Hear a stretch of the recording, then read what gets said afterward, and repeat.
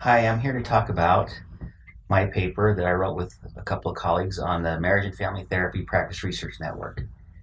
And real briefly, I want to explain what a practice research network is. It's kind of an avenue or a method where researchers and clinicians come together to improve client care. And they're in a lot of different fields and professions, but we built one especially for marriage and family therapists. And so the goals of this Marriage and Family Therapy Practice Research Network are to build collaborative relationships between therapists and researchers, to also figure out how therapists have adapted their practice over time, to provide good quality and quick information to therapists, to increase the diversity of research in our field, and first and foremost is probably last, but we're going to talk about it, is to improve client care.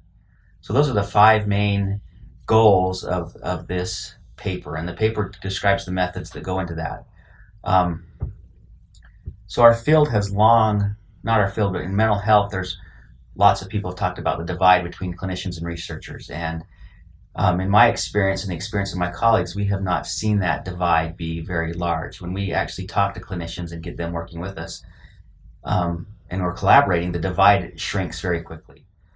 So we've developed, and part of this is shared ownership. That's part of the traits of a PRN is shared ownership. So if we have clinicians and researchers working together to develop something that's beneficial to both, there's a sense of shared ownership.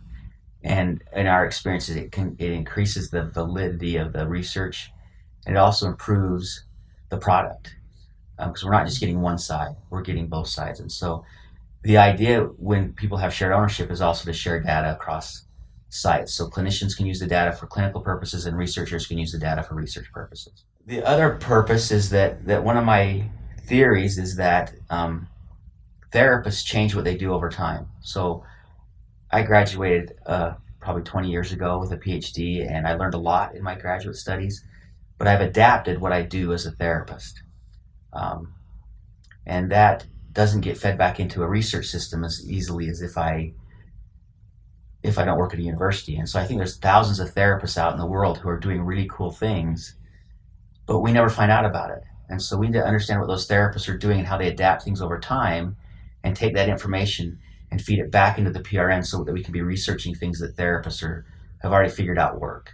And then the other thing it needs to be in creating this win-win situation is it's got to be valuable to clinicians who have they're actually in the therapy rooms or actually in people's homes doing therapy. And so the idea is to give them instant feedback. So the paper describes the methods that we use for data collection and all that kind of stuff, but we want instant feedback to the therapist so that when a client fills out a questionnaire, it's scored instantly. If they're above or below a clinical cutoff, the therapist knows immediately, and it's presented in a way that's very clear. So we have graphical feedback that shows the progress or digression of clients, and therapists can change course very quickly. They can adjust their treatment planning based on client need.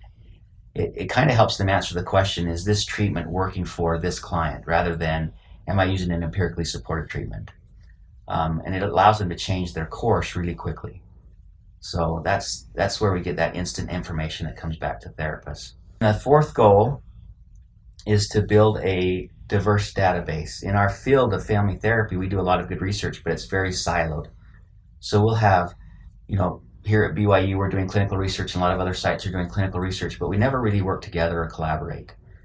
And we don't know a lot about how treatment works. And so we need a lot more data, bigger data, more diverse data to be able to accomplish that goal. And so if we can have more sites and more clinicians participating, that'll improve our research. The other thing that is really important, I think, in research is back to discovering what therapists do, is we do a lot of research in universities and clinical training centers, which is valuable, but we also need to know what the average clinician is doing in a community center or in a private practice and things like that. So we want to recruit all types of clinics to really build a big, diverse database that helps. The other thing is we do a lot of research in the United States, and other countries do a lot too, but we don't partner very well. And so we're developing protocol and getting measures translated to a variety of languages to be able to take this to other places in the world. And lastly, and most important, is we want to improve client care. So there's research that shows if you monitor clients, they actually get better, and the treatments actually last longer. And so this is, in a way, an empirically supported treatment to monitor client progress as you go. It allows you to adapt quickly if things aren't working well. And again, it allows you to answer that question, does the treatment work for your current client, rather than I'm using an empirically supported treatment. Part of building a collaborative working relationship, we've kind of talked about this a lot, and the paper will describe the criteria, but we need to have some base principles that everyone adheres to, but also have some flexibility so sites can adapt for their personal and clinical needs. And so to do that, some of the consistent things we have are consistent demographics across sites. We have consistent comprehensive assessment and consistent every session assessment. The idea is that we've built this to reduce staff burden. So with those consistencies, there's some things people have to do, but we've programmed the system to be very user-friendly and allow staff to apply this with minimal effort.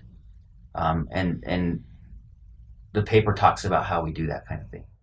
The other thing that we think is important is we need to get information from multiple sources. So we do a lot of client assessment with clients filling out questionnaires, but we also need to know what therapists think and what their take on the client is and their progress. So we have therapists fill out short surveys on a session by session basis. It takes them 3 to 5 minutes, and to fill that out and to put that information into the system.